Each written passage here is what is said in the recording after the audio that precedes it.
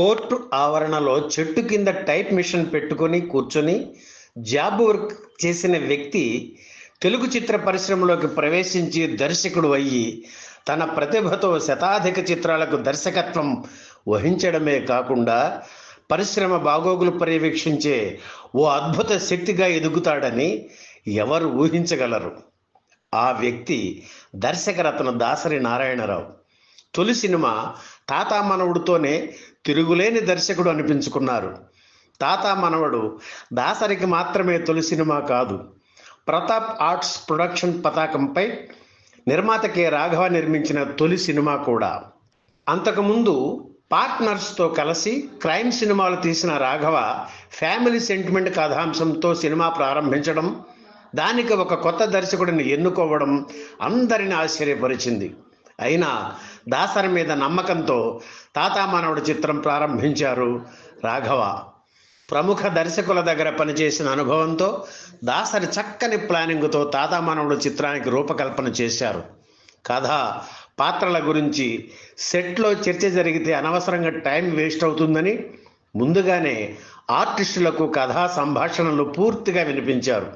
దీనివల్ల సెట్కి రావడానికి ముందే ఆర్టిస్టులకు తమ పాత్ర స్వరూప స్వభావాలు తెలిసాయి.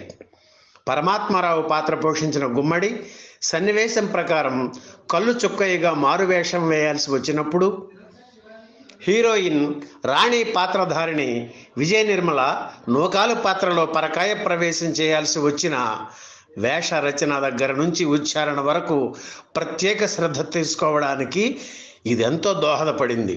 తాతా మనవడు చిత్రంలో కీలక పాత్ర రైతు రంగయ్యను ఎస్వి రంగారావు అత్యద్భుతంగా పోషించారు. కొడుకు వల్ల వంచనకు గురైన ఆ పాత్రలో ఎస్వీఆర్ మరోసారి విశ్వరూపం ప్రదర్శించారు. నిర్మాత రాఘవ ఆయనకి అత్యంత సన్నిహితుడు. ఒరే ఒరే అంటే ఒరే ఒరే అని పిలుచుకునే స్నేహం వారిద్దరిది. భాగస్థులతో కలిసి రాఘవ అంతకుముందు నిర్మించిన 3 చిత్రాల్లోనూ రంగారావు కీలక పాత్రలు పోషించారు. విలన్ పాత్రలతో ఒక ఇమేజ్ సంపాదించుకున్న కైకాల సత్యనారాయణ తాతా మనవడు చిత్రంలో ఎస్వి రంగారావుకి కొడుకుగా తన ఇమేజ్కి భిన్నమైన పాత్రను పోషించారు. అలాగే హాస్యనటుడు రాజబాబు కూడా ఈ చిత్రంలో విభిన్నమైన పాత్ర పోషించారు. అప్పటి వరకు పోషించిన హాస్య పాత్ర కాదు, సంఘర్షణతో కూడుకున్న బరువైన పాత్ర, కథను నడిపించే కీలక పాత్ర. అందుకే అటువంటి పాత్ర తను చేయగలనా అని రాజబాబు భయపడ్డారు. కానీ దాసరి అభయం ఇవ్వడంతో ఆయన ఆ పాత్ర పోషించారు. పెద్ద హీరోల సరసన నటిస్తున్న విజయ నిర్మల ఈ చిత్రంలో రాజబాబు సరసన నటించడానికి వెనకాడకపోవడానికి కారణం దాసరి చిత్ర కథ. విజయ నిర్మల ఈ సినిమాలో నటించడానికి అంగీకరించడం ఆ రోజుల్లో చర్చనీయాంశమైంది. రంగారావు సరసన అంజలీదేవి, సత్యనారాయణకు జంటగా రాజసులోచన నటించారు. 1972 ఆగస్టు 23న చెన్నైలోని విక్రమ్ స్టూడియోలో తాతా మనవడు చిత్రం షూటింగ్ ప్రారంభమైంది. ఆర్టిస్టులు, టెక్నీషియన్ల సహకారంతో 100 రోజుల్లో నిర్మాణం పూర్తి చేశారు దాసరి. తన గత చిత్రాలకు సంగీత దర్శకత్వం వహించిన ఎస్పి కోదండపాణిని కూడా కాకుండా తాతా మనవడు చిత్రానికి రమేష్ నాయుడును సంగీత దర్శకుడిగా నియమించారు దాసరి. ఈ సినిమా పేరు చెప్పగానే వినిపించే పాట అనుబంధం, ఆత్మీయత అంతా ఒక బూటకం. ఆనాటి వర్ధమాన గాయకుడు రామకృష్ణకు మంచి బ్రేక్ ఇచ్చిన పాట ఇది. సి నారాయణరెడ్డి ఈ పాట రాశారు. తాతా మనవడు చిత్రంతో మొదలైన దాసరి, రమేష్ నాయుడుల సంగీతానుబంధం 20కి పైగా సినిమాలకు కలిసి పనిచేయడానికి కారణమైంది. తాతా మనవడు చిత్రంలో ఎస్వి రంగారావు కోసం దాసరి ఓ డైలాగ్ రాశారు. చనిపోయిన తర్వాత మోసుకు వెళ్ళడానికి 4 కావాలి, అందుకే బతికున్నప్పుడు 4తో మంచిగా ఉండు అంటారేమో అని. ఈ సినిమా చూసి ఆచార్య ఆత్రేయ దాసరిని వెతుక్కుంటూ వచ్చి భుజం తట్టి ఇలాంటి డైలాగ్ రాస్తే నేనే రాయాలి అని అనుకునేవాడిని. అయితే నా తర్వాత ఆ లోటు భర్తీ అవుతుందనే భరోసా ఇచ్చావు అని అభినందించారు ఆత్రేయ.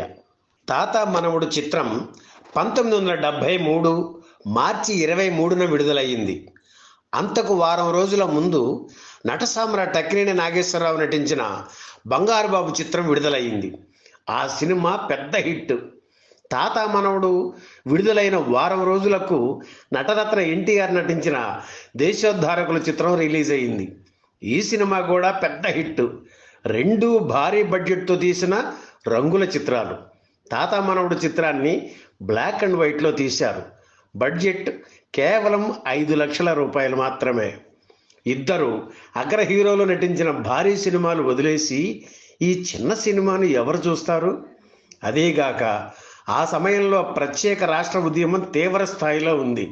ఇంకో పక్క కరెంటు కోత వల్ల జనరేటర్లతో థియేటర్లు నడపాల్సిన పరిస్థితి. ఒక పక్క అగ్ర హీరోల చిత్రాల పోటీని తట్టుకుంటూ ఇన్ని అనానుకూల పరిస్థితుల మధ్య తాత మనవడు చిత్రం విడుదలయ్యింది.